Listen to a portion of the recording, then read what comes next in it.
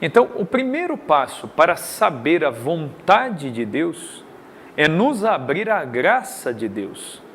Deus gratuitamente quer nos fazer participar da vida que é dele, a vida divina. Esta vida já está em nós. Mas nós, às vezes, oprimidos pelos nossos erros, pelos nossos pecados, pelos nossos dramas, pelos nossos problemas, nós não nos deixamos, nós não nos permitimos essa aproximação com Deus. Deus que está dentro de nós, não está longe. Então você, onde você está aí, onde você me ouve, Deus está aí, Deus está perto, Deus está dentro.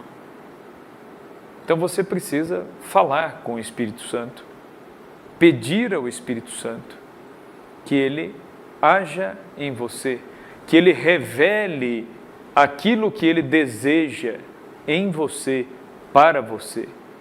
Esta vida divina que está em nós é aquilo que Santa Teresa de Jesus chama de o castelo interior. O que é o castelo interior? Existem moradas que estão dentro de nós. E o próprio Rei está nesse castelo. O próprio Deus habita neste castelo que é a alma humana. Nós precisamos entrar na nossa própria alma. E como que a gente faz isso? Reformando a nossa vida. E como a gente reforma a nossa vida?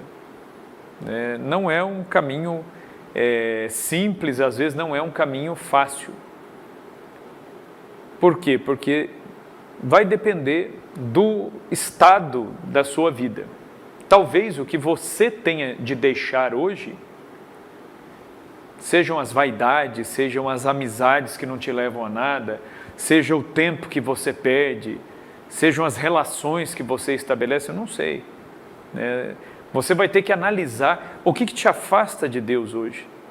Então você vai ter que começar a fugir daquilo que te afasta de Deus. E aí você vai ter de começar também a pedir a Deus as luzes necessárias e as graças necessárias para entrar dentro do seu próprio coração, da sua própria consciência, para que você consiga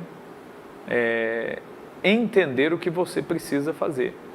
Então, isso é possível? É possível, o Espírito habita em nós. A vida divina já está em nós, nós precisamos fazer com que essa vida divina transborde, venha para fora. E isso não é muito fácil, por quê? Porque às vezes nós nos deixamos oprimir pelos nossos próprios pecados, pelos nossos próprios erros. Então, um primeiro passo seria esse movimento do coração, de pedir a Deus as graças necessárias para conhecê-lo e para encontrá-lo dentro de você. Às vezes as pessoas ficam muito preocupadas em querer saber da vontade de Deus lá na frente. E o que Deus quer para mim? Deus quer que eu me case, Deus quer que eu me consagre numa comunidade, Deus quer que eu vá para a vida religiosa, Deus quer que, que eu siga essa ou aquela profissão, Deus quer que eu tenha quantos filhos, Deus quer que eu faça quais trabalhos e quais projetos, enfim.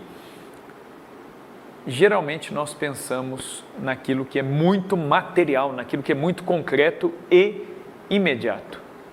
E nesse imediatismo nós não entendemos o caminho para Deus.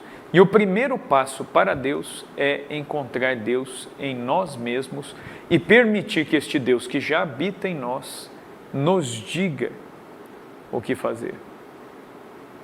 Santo Agostinho fez essa descoberta. Ele percebeu que ele procurava Deus fora e Deus estava dentro dele. Só que ele fez isso depois de ter cometido muitos erros, depois de ter cometido muitos pecados. Até que ele se deu conta de que realmente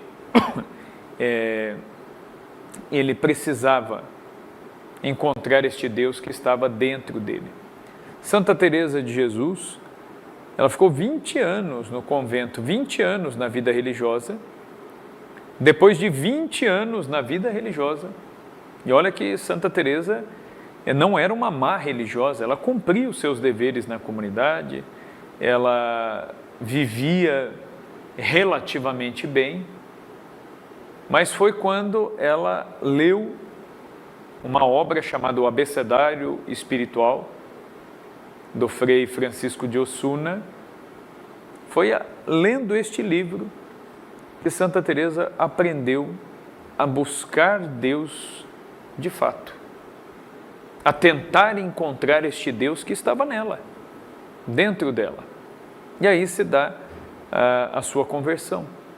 Olha só, depois de 20 anos de vida religiosa, é que ela foi encontrar.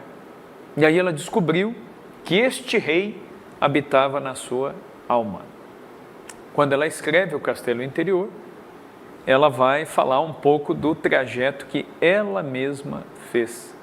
Então, para conhecer a vontade de Deus, é necessário primeiro ter essa consciência de que Deus está em mim.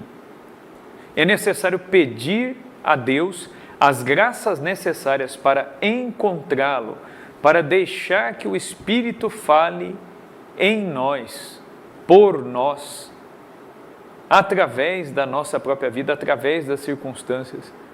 E quanto mais rezamos, mais vamos desenvolvendo uma fineza, uma sensibilidade para as coisas de Deus e vamos conseguindo entender o que Deus realmente quer. E aí sim nós conseguimos dar passos concretos.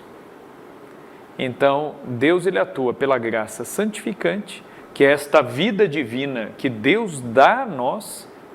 Se nós estamos em estado de graça, se nos confessamos, se comungamos, se rezamos e mantemos esta vida divina em nós, a alma em estado de graça, ela agrada a Deus e ela afugenta os demônios.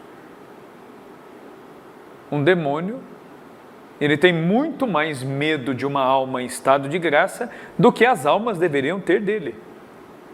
Por quê? Porque uma alma em estado de graça, ela está unida a Deus. Então, tendo uma alma unida a Deus, tendo a confissão em dia, sagrada comunhão frequente, a vida de oração, e pedindo a Deus as graças para entender o que Ele quer, Deus começa então a falar, através daquilo que a gente chama de graça atual.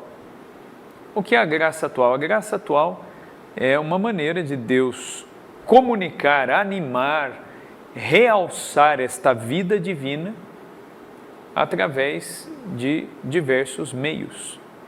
Então, por exemplo, eu citei o caso de Santa Teresa, que ela leu o livro do Frei Francisco de Osuna e a partir deste livro foi uma guinada, uma virada de chave na vida dela. Por que este livro foi uma virada de chave, foi uma guinada? A graça atual. Ela já estava rezando, ela estava em estado de graça, estava comungando frequentemente, se mantinha rezando e cumprindo seus deveres constantemente, fielmente. Para Deus o que importa é a fidelidade. Deus não está tão preocupado se o caminho que fazemos é perfeito ou não.